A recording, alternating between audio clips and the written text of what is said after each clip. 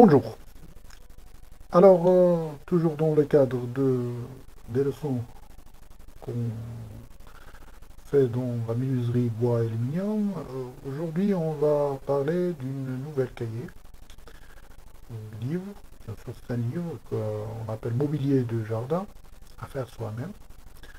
On va voir quelques mobiliers du jardin qu'on peut réaliser en menuiserie. D'accord? On va voir en première étape. On va voir, bien sûr, c'est un cahier de Alain Gil Friedwacher, c'est l'écrivain, et de l'édition Fleurus, Paris. On va voir l'introduction, l'introduction.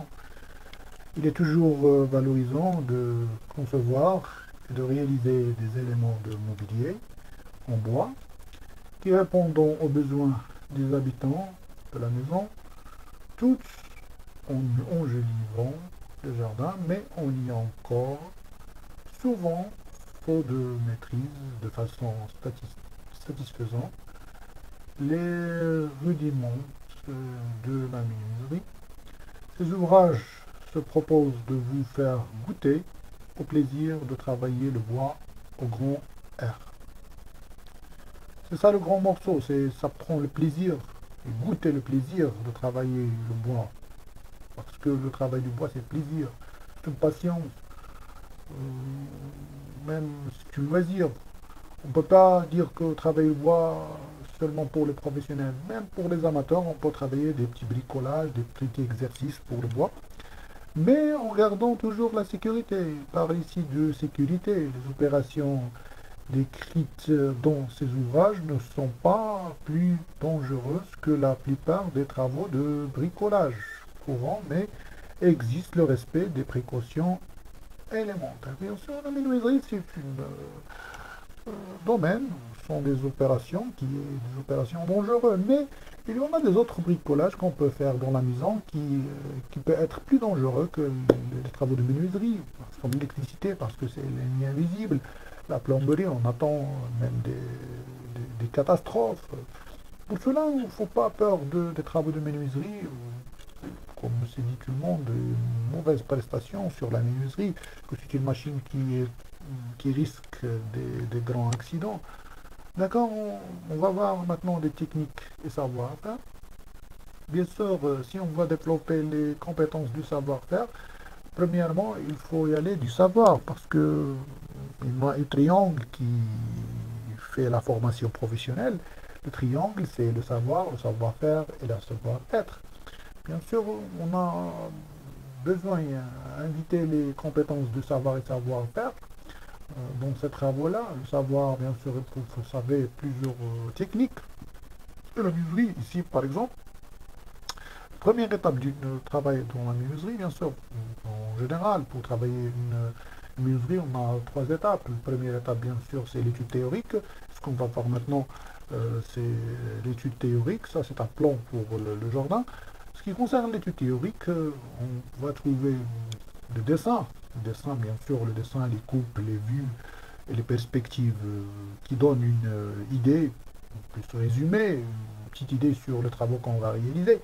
Mais le plus important, c'est passer aux parties du calcul. Il faut calculer la matière d'œuvre qu'on peut utiliser dans ce travail-là, la quantité du bois, les accessoires, bien sûr.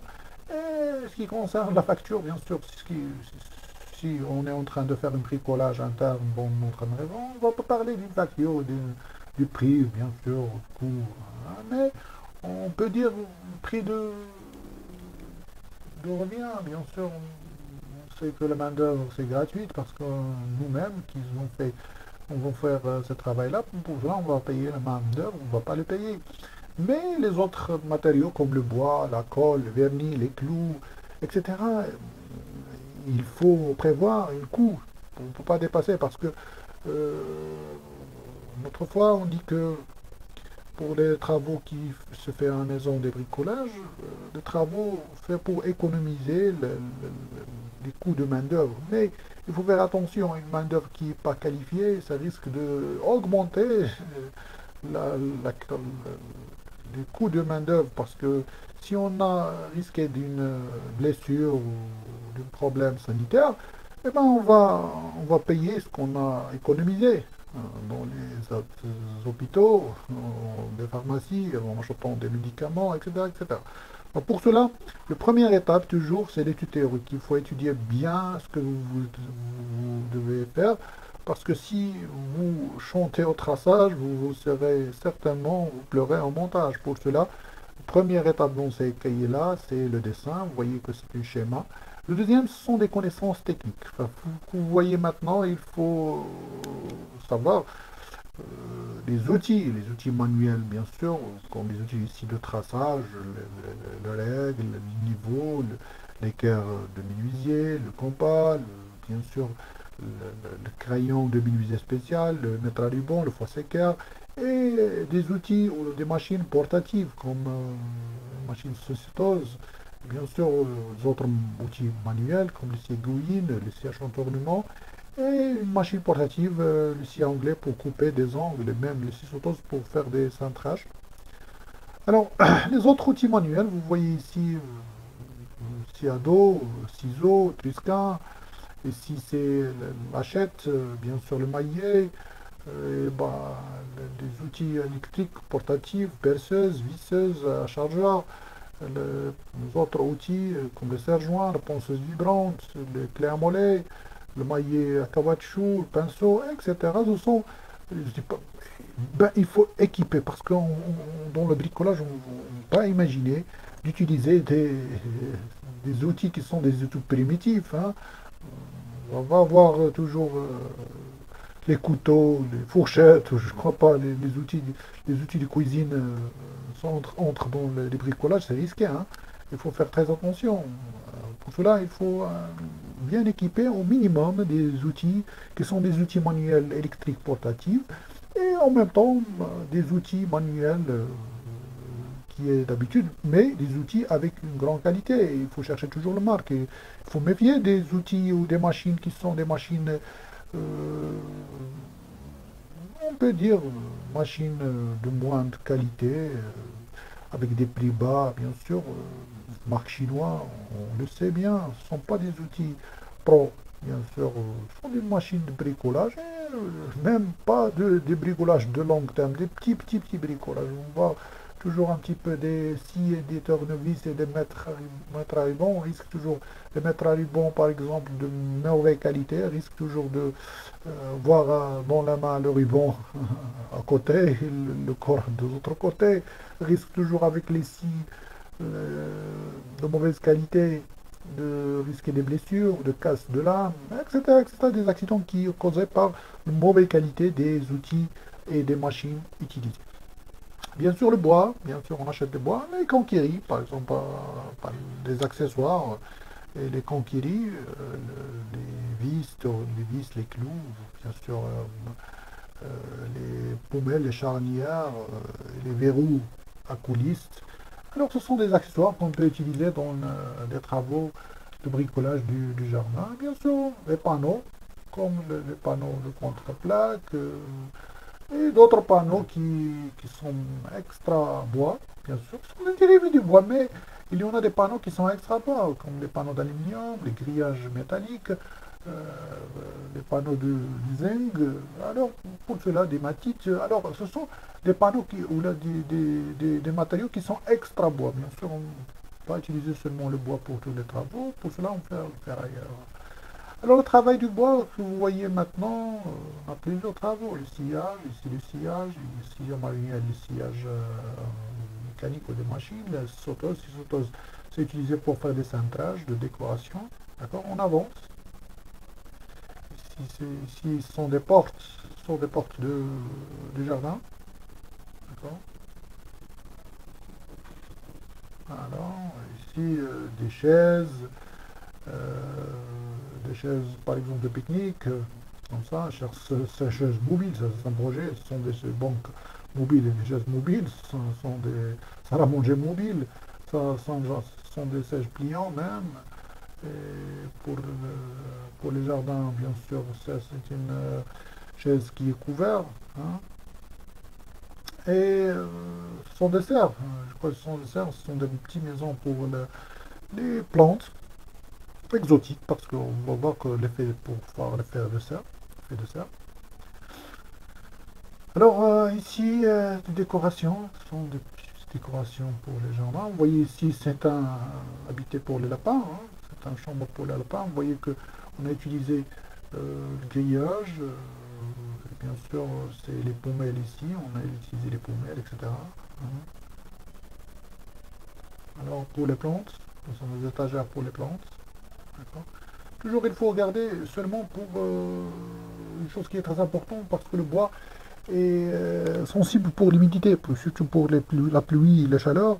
Le bois, il faut être bien traité. Il faut le traiter avec le vernis et deux autres produits qui sont des produits de protection. Il faut isoler la surface du bois parce que les cellules du bois risquent d'apprendre l'eau et se gonfler et retrait. Bien sûr, ce sont des frondes et des défauts du bois qui peuvent apparaître sur le bois. Pour cela, il faut bien protéger le bois par le vernis ou par d'autres produits pour la peinture. Hein.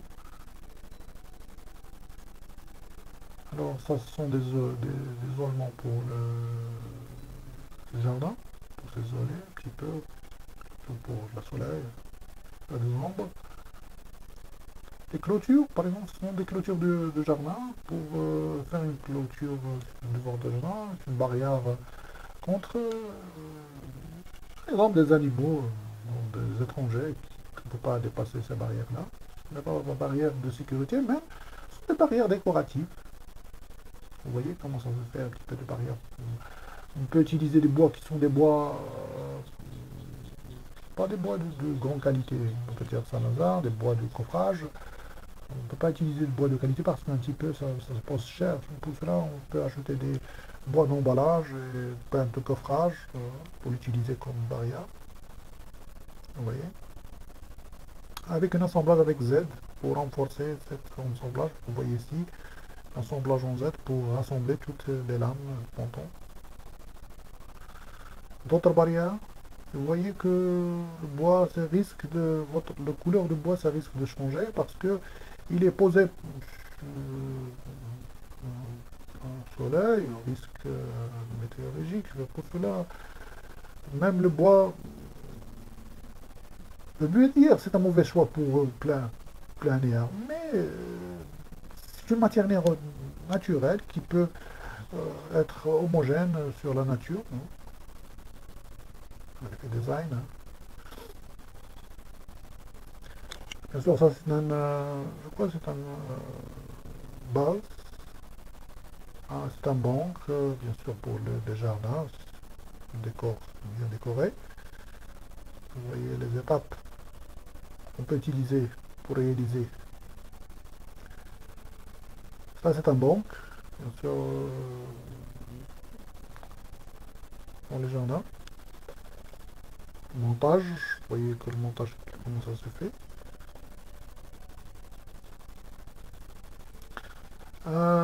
Bien sûr, ça, on peut dire que c'est deux chaises qui sont mobiles, banque mobile. Bien sûr, c'est un banc mobile, deux places au soleil. Pour apprendre un petit déjeuner dans votre jardin. C'est fantastique. Vous voyez comment faire le montage.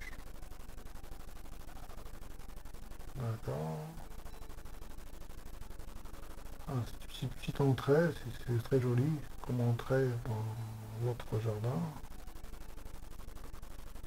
Vous voyez, ça se prend un petit peu de cintrage. Bien sûr, on va utiliser le ciseau tose pour le cintrer. Bien sûr, et le perçage et le lissage. Toujours dans les jardins anglais, bien sûr, c'est un petit jardin en angle. On peut faire ces barrières-là. Toujours avec, comme je dis, un bois de troisième ou quatrième choix. Et, ben, et deux autres réalisations, ça se diverse. Si ça prend votre imagination, vous pouvez faire beaucoup de choses. C'est ça les maisons de lapin qu'on a vu premièrement dans le début de cette cahier, ce livre. Alors, en général, pour terminer ce livre-là, il y en a plusieurs documents dans ce livre-là. Pour le terminer, il faut savoir que la menuiserie, c'est un grand mère. On ne peut pas limiter les travaux qu'on peut faire avec le bois. Mais, ce que je m'insiste très très fortement, la sécurité et la sécurité. Pour continuer, pour résumer ce qu'on a vu, premièrement, la menuiserie, on peut le diviser, la réalisation de menuiserie en 3 étapes. Première étape, c'est l'étude théorique. La deuxième étape, c'est la réalisation. Et la troisième étape, c'est le pose. Première étape de l'étude théorique, ça se prend un petit peu de dessin et de calcul. On descend les vues, les coupes, les perspectives nécessaires pour la réalisation. Deuxième, c'est le calcul. On calcule la liste des matières qu'on peut utiliser. Et on peut dire que le prix estimatif de revient du vente. La deuxième étape, c'est la réalisation. On peut réaliser les travaux par la préparation du bois, le perçage, le tenonnage, etc., etc. Et à la fin du montage. Et la troisième étape, c'est la pose, qu'on peut le réaliser dans vos chantiers. À la fin, je vous remercie de votre attention et aux prochaines séances, si Dieu le veut bien.